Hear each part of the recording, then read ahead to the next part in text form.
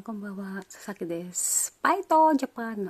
Magandang gabi po sa inyo. Kanina po nabitin po yung ating pag-usap. Medyo nabisi rin po ako. At maiba lang po ako. Humingi po ako ng paumanin sa buong Japan na ano ba to, na pasensya na po kayo sa nangyari sa inyong kababayan po. Mula nagpunta po ng Pilipinas, humingi po ako ng paumanin sa inyo.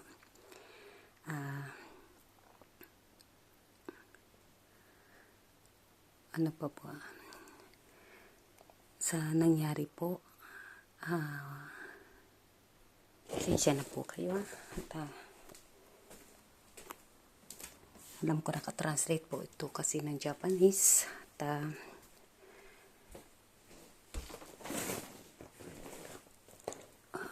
nalulungkot po ko kasi po yan, hindi po yan biro. Inibo ko po yung style na ang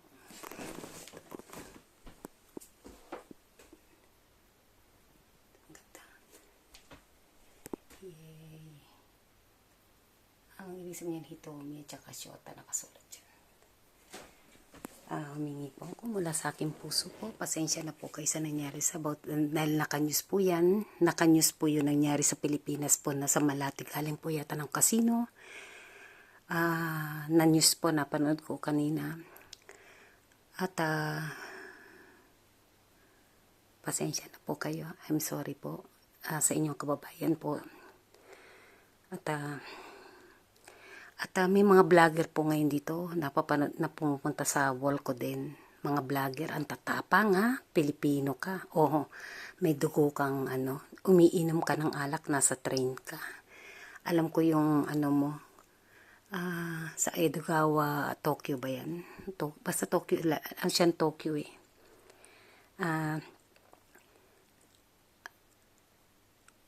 Hindi ka magtatagal sa mga ginagawa mo. Huwag niyong dalhin ng kabastusan nyo rito sa Japan.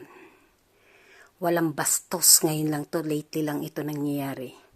Ginagaya nyo kung saan man ginagaya nyo. Hoy, makinig ka. Ungas kang mayabang kang Pilipino na vlogger ka dito. Dalawa na sila dito eh. Huwag nyong idamay ang ibang mga Pilipino na ninirahan dito. Bata ka pa eh. Alam kong mo eh. Ang daming may dala siyang na umiinom. Vlogger. Tapos yung isa naman parang style din. Foreigner na na nagmamaneho pabak. Na wala siyang lisensya, nagmamaneho. Nagrambulan din kanina, napanood ko rin po yan. Huwag niyong idama yung ibang mga foreigner dito. Nakakahiya. Umuwi na lang po kayo. Kung siga-siga kayo dito, may patato-tato ka pa, ang dami, nagpapasikat kayo. Yung po dito, huwag niyong gawing dito, joke-joke dito. Kasi po dito, sa Japan po, hindi po yan nananakit. Hindi po sila talak ng talak.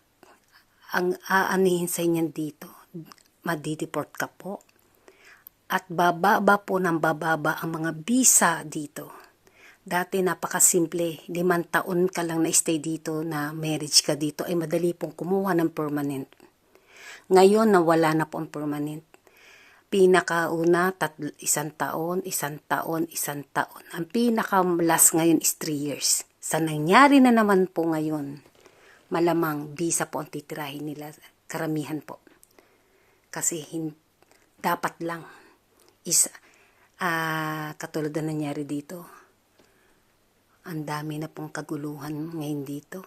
Ang tatapang ninyo, 2 na po kayo, may mga tattoo pa kayo, no? 'Di ba? Hoy, hindi kayo mananalo dito. Hindi nyo bansa ito. Huwag makapal po ang mukha ninyo rito. Alam ko yung mga channel ninyo. Dahil ba sa views, angas-angas nyo, sinasabi na ng pulis nyo na wag sila ng video. Tango kami ng tango dito. Pinaghirapan po namin ang dito na dito na ako tumanda. Tapos bagong salta lang kayo, magkagaganyan kayo dito. Huwag kayong may time din ako, tingnan ninyo. Tingnan niyo. Ano din po ako dito.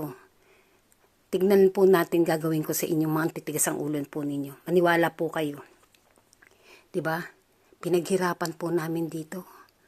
Mahihiya kayo dito Pilipinas. Kasi naman po, hindi po sa nakikialam ako. Lahat na po kasi puro reels eh. Kahit ano po dyan, kahit mga, pasensya na po pulis, sundalo, vlog ng vlog. Dito walang nagbablog na ganyan. Sana po yung respeto ninyo. Lahat ng mga sikreto ninyo, binubulgar niyo po ninyo. Tapos sa Senado, nagtatawanan, wala po niyan dito, nagiging kengkot, kaya walang respetuhan. Lahat may camera. Dito po hindi.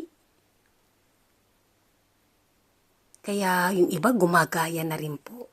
Nasa sa inyo na rin po. Saka nakakita, lahat na lang mapaparak, mapano, may mga vlog dito. Nakita nyo po ba may cellphone ng mga ano dito? Wala po. Pag rest lang po nila, yung break time lang po. At saka pagpunta mo sa mga police station, agad na sumasalubong po. Tatango ka po. Yung mga tinatango ko po ay greet po ng talagang babang-baba ka po. Nag-greet po ko. Ang tatapang ninyo lahat pati yung mga karamihan ng trainee, pati naririnig ko, tapos napapanood ko, magdadala ka ng alak sa train. Kung nagwawala ka,